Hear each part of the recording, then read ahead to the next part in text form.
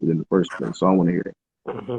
I think the only thing I don't like, and I hate that they even mentioned that on the broadcast when I was watching it, they were saying there's a lot of people that want to see Deon lose. Like they don't want him to have a happy ending. So it's a lot of people like rooting for his downfall. And like I said, I get it. No one wants lose an asset like that. Like it's not different than at Ford. Like some of our best engineers, if they leave, I'm like, damn, why y'all haters? Like he made my job so much easier. Y'all gonna let him move on, or it's a promotion they get? And I'm like, hey, you gotta do that. What's best for you. But I do hate, like, I think a lot of the game too, and like that's how big Deon's personality is, that it was so much focus on him that I think a lot of great performances are going to be looked over. Like I said, North Carolina Central's quarterback is amazing. Shadur is worth every hype and article he's going to get next year going into Colorado and Travis. So like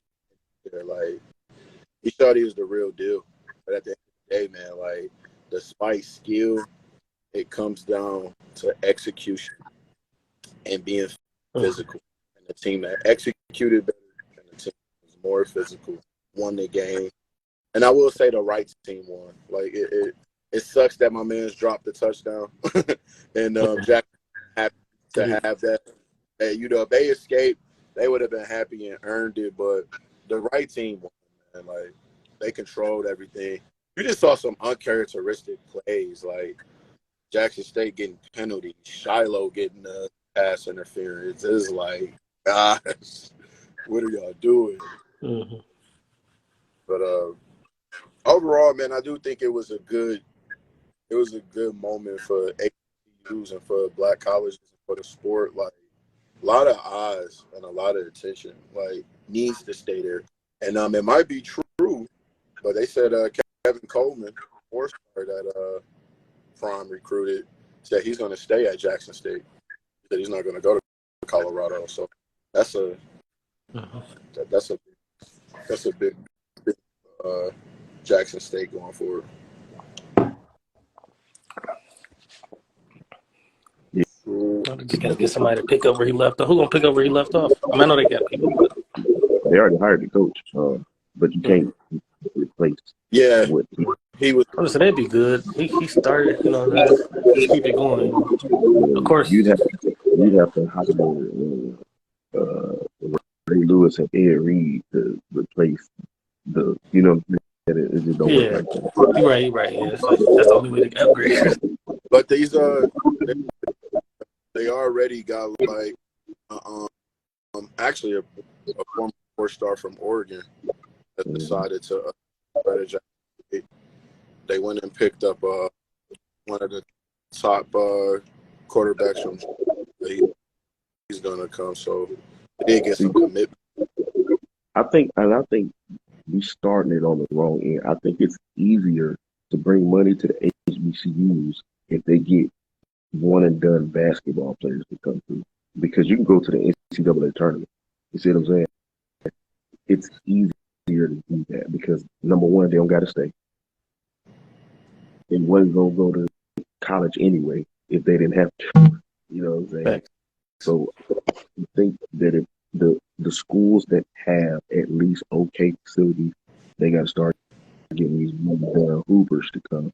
Like, bro, I'm a pro, or I play high D1 basketball. I can get you ready for the league, and that's the way. And then that money gets generated through there because Mo Williams is on TV. Like, dog, y'all got to come to the basketball game. He said, I just watch y'all fill the football stadium, and our basketball arena is like a quarter of that, and we look empty. I'm telling y'all, that's the difference between recruiting, between winning, all this stuff. Y'all got to show up. So Yeah, really and I think you're on the right one. Like it's even Coach Prime situation, but like I won't lie, I would get all my boosters together and it may be small money, but I'll be like, hey, Gilbert Arenas, come coach. You get what I'm saying? At Grambling. You get what I'm saying? And then you get like that one class together, and they could change it. Like I said, you're right. It is easier for basketball. But football, man, there's just resources that come into it too, and then the travel that takes it. It's just like Deon said, man. He's just a basketball coach. I mean, a football coach. So to expect him to save all HBCUs, well, one, it takes so much just to save his university. And now you're making one guy responsible for fixing all HBCUs. It's just, I don't know what people expected.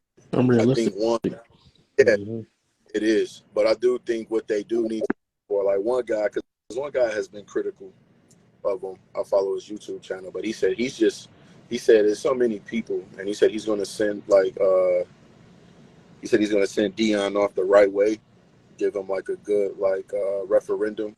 He's going to dedicate a pod to it. But he said just what he's done for like YouTubers that was following HBCUs, their following has grown, their popularity has grown, and someone just had to carry on the momentum.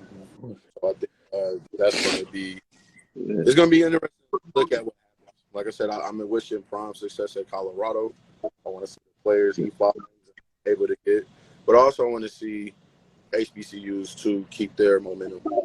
Keep it drafted. We got to see players get drafted. I don't want to see another rich black man or woman giving money to these universities that don't need it. We don't need Dr. Dre to donate $10 million to USC. For what? Right. For what? 50 years ago, you couldn't go to USC, by the way. Let's just get that out the way. Oh, man. There you go. Talk about it, bro. We don't need even, I don't care if you, listen, I don't even care if you went to U of M. U of M don't need your money. No, right. They don't. Yeah. We have. I'm out here right now. They sitting pretty well. Trust me. They don't need your money. I don't want to see no more. Let's do this. I'm gonna do a program where I send Scott. No, put them back to them HBCUs. And let's keep it a buck. Not every school is equipped structurally to deal with that, but the ones that can, go ahead. Look like they don't do it, but they do. Like we at least I feel have to start with our HBCUs, and let's just say if we go one by one right at a time, we should be having, of course, their theater program is taken care of. If they have state of the art facility, you get what I'm saying? That should be on par with the division. Because like look at I live in Grand Rapids, and Grand Rapids has Calvin College, which is a D3 college. Now, one thing about it, it's a private school, so it's a lot of money that's put into it. It's like a Christian school, but they have facilities that are damn near better than HBCUs because their alumni have money and they put into it. They had like now their stadium only sit like 5,000, 7,000 people, but it was looked like a mini palace. You get what I'm saying? Of Auburn Hills because of the money they put into it. So like you said, y'all gonna give the money away anyway. Because I look at what Charles Barkley did. I think he's given $1 million. He gave $1 million to STEM research for Jackson State, and he gave it to like some other schools. Charles Barkley has the right mindset. He said he never imagined he was gonna have all this money in his life. I just want to give it away. So now with the pocket watching people, I think people should have the right to do what they want with their money. But like you said, if you're going to give, why not give to people who really need it in a charitable cause where you can see your money works for itself? Like Jeff Bezos. You just give Van Jones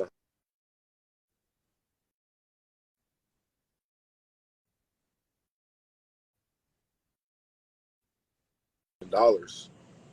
And it's like, imagine if someone just dropped that imagine what that could do for a school. Fuck, my bad. Part of my language. Bump 100 million. What if you just put 10 million into one of these universities? What's the reason why it's not happening? Because we've been talking about these issues for years. Why isn't this happening? Number one, there is no public pressure to do so. Let's get that out the way. We give people passes for not doing, and then the people who do speak up about it, they be kind of off. You be like, bro, you wow. But at the end of the day, and then let's be honest. There are a lot of people who honestly don't think about, don't know about. When I was coming out of high school, I was not aware outside of Grambling because I knew about the Battle of the Band. I wasn't aware of HBCU. I didn't know their Wilberforce was right down in Ohio. I had no idea. So I would imagine that some of these other folks don't know either. But now you do. There are excuses. We see guys, we see CP, Steph, other guys trying to help, but now y'all gotta lock arms and get together and join a coalition, for lack of a better word, and try to go ahead and do it. And see, that's the only thing that annoys me. Like, I even look at it, and I need to give the brother his respect. I even look at like someone like Kyrie, and just on a small, I won't even say a small level, but just out of his generosity, has donated to multiple GoFundMes. 22,000 here, 15,000 here. You can say 50,000 here for that. That's someone that has resources and is giving it up. And I think that's what we have to get to back with our community, actually having a village. Like me looking at your babies as my babies. You get what I'm saying? They ours, and because they're ours, I want us to be taken care of. And what I'm saying is, it shouldn't be on the shoulder of one guy like Deion Sanders to do everything. It should be all of us. Like I said, I already know I'm a proponent, so I know how how the racial wealth gap is. But at the same time, and I can get how it can get frustrating, but you have one, I think the richest guy right now, richest African American, is Robert Smith. And like, you know what I'm saying? We still can't expect him to save the whole race because, what does Jay-Z say? I can't help the poor if I'm one of them. But if everyone just really branched out, spread it out, attack here, like, you know what I'm saying? Start one at a time or put 50,000 in a fund. You get what I'm saying? I don't know. But I'm just tired of us complaining about stuff and no one wants to get organized and no one wants to actually have an efficient plan to fix it. What up, fellas? Wait, hold on one What up, second. Gerald?